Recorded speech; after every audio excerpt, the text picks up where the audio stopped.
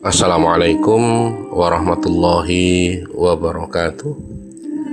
Berjumpa lagi anak-anak. Kali ini kita akan membahas masalah cita-cita ya.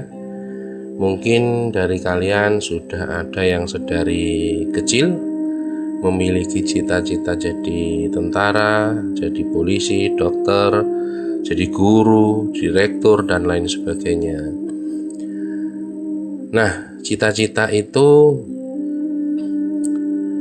penting bagi kita untuk banyak hal. Jadi bukan hanya menentukan arah tujuan, tapi cita-cita juga banyak berguna bagi kita untuk lebih fokus ya. Nah, pembahasan kali ini kita akan bahas seputar cita-cita, termasuk bagi kalian yang mungkin belum punya cita-cita atau bingung dengan cita-citanya. Cita-cita penting bagi remaja karena memberikan arah, motivasi, dan tujuan hidup yang jelas. Selain itu, cita-cita dapat mendorong remaja untuk belajar, mengembangkan potensi diri, membangun rasa percaya diri,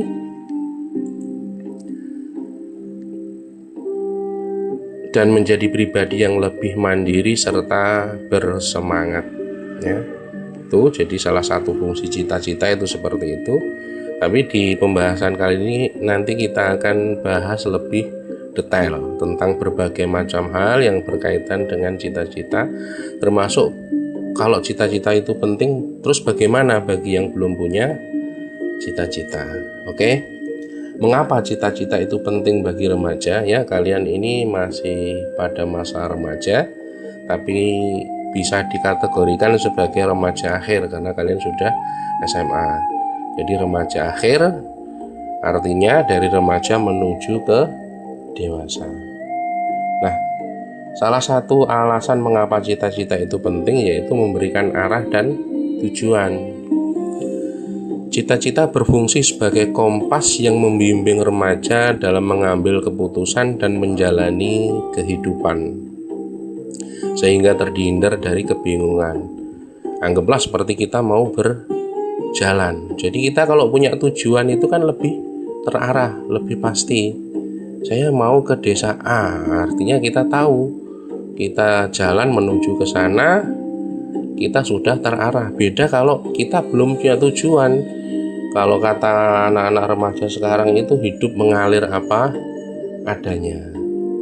Nah, ini yang juga nanti pasti repot lah. Mengalir apa adanya itu mengalir kemana?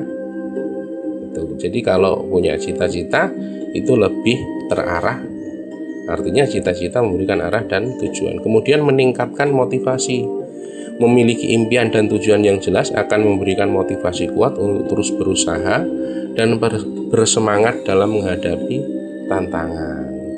Karena kalian punya cita-cita, maka kalian akan lebih termotivasi ya. Ada sesuatu yang menjadi motivasi, saya harus mencapai ini agar cita-cita saya terwujud. Tapi kalau tidak punya cita-cita, ya kan juga tidak punya motivasi. Wong saya juga tidak pengen apa-apa, tidak pengen jadi apa-apa, buat apa belajar, buat apa melakukan ini, dan lain sebagainya. Terus kemudian mendorong pengembangan diri. Demi meraih cita-cita, remaja akan termotivasi untuk belajar hal-hal baru, melatih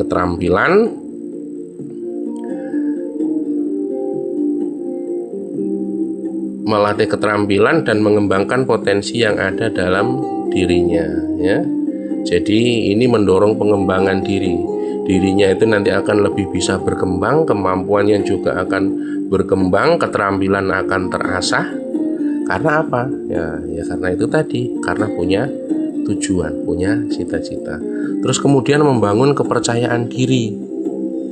Cita-cita membantu remaja membangun self-esteem dan rasa percaya diri yang lebih baik karena memiliki fokus dan tujuan yang ingin dicapai. Ya, kita punya fokus yang ingin dicapai, akhirnya kepercayaan diri itu terbangun. Nah, terus kemudian meningkatkan ketangguhan mental.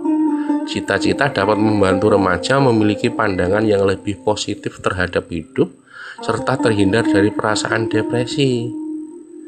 Nah, dengan adanya cita-cita, kita akan lebih positif terhadap hidup. Karena ada sesuatu yang mau diraih, juga terhindar dari depresi. Misal kita punya masalah yang pelik gitu ya, tapi karena kita punya cita-cita, maka kita tidak mau cita-cita kita itu diganggu oleh masalah-masalah yang lain. Akhirnya kita akan lebih mudah terhindar dari depresi, ya. Terus kemudian selain itu apa? Membentuk kemandirian. Keinginan untuk meraih cita-cita dapat mendorong remaja untuk menjadi lebih mandiri dalam memutuskan dan bertindak untuk mencapai tujuan, ya. Dengan adanya cita-cita, kemandirian itu akan terbentuk. Jadi seorang anak, seorang remaja akan terdorong untuk lebih mandiri dalam memutuskan dan bertindak untuk mencapai tujuan. Terkadang banyak dari kalian itu yang tidak punya kemandirian dalam memutuskan suatu masalah. Mau memutuskan masalah yang berkaitan dengan diri sendiri saja kadang kalian ragu gitu loh. Bahkan banyak dari kalian, saya mau jadi apa itu aja masih ragu. Nah itu. Lalu bagaimana jika belum punya tujuan? Kita tahu kan bahwa cita-cita itu penting. Tapi bagaimana kalau belum punya cita-cita? Nah, saat kita tidak punya cita-cita, itu biasanya itu karena kurangnya referensi kita, atau bahkan terlalu banyaknya referensi dalam diri kita yang membuat kita bingung. Ya, tidak punya referensi itu bingung, terlalu banyak referensi juga bingung. Akhirnya kita tidak bisa menentukan keinginan atau cita-cita kita sendiri. Maka langkah awal jika kita tidak punya itu, kita harus memperbanyak referensi mengenai berbagai macam profesi, ya. Kita kumpulkan berbagai macam profesi yang kita bayangkan, kita tahu atau cari-cari di internet, kira-kira profesi itu apa saja, itu kita kumpulkan. Setelah itu, dari sekian banyak profesi itu, tentukan kira-kira mana yang paling nyaman untuk kamu jalani di masa depan. Ya, dari referensi itu kira-kira saya paling nyaman itu nanti kerja apa.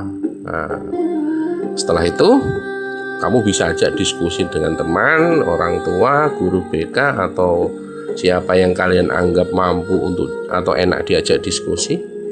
Nah, untuk kemudian itu bisa menjadi tambahan referensi. Setelah langkah-langkah di atas itu dijalani, maka kemungkinan besar kita akan mendapatkan satu yang paling cocok, keinginan untuk menjalani profesi tertentu. Nah, setelah kita tahu berarti kita sudah bisa mendapatkan cita-cita. Ya, perbanyak referensi, terus diskusi, nanti kita bisa menentukan cita-cita dan arah tujuan kita. Saya kira itu ya.